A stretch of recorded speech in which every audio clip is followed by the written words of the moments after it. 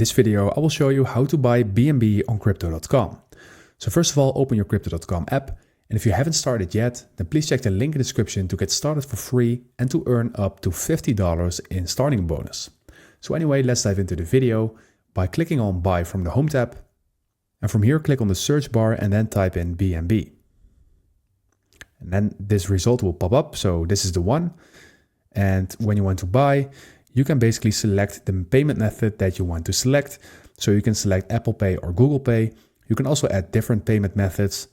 So just select the method that you like, and I'm just going to pay with my Euro balance. So now I'm going to click on these arrows, and then I'm going to click on Max to buy the maximum amount of BNB that I can buy with my balance.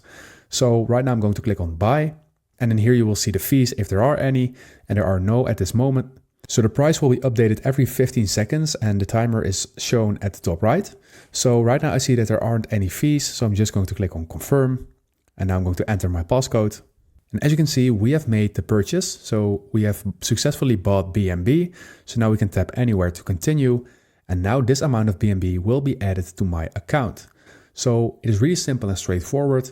If this video helped you out, please leave a like and consider subscribing. And then I see you in the next one.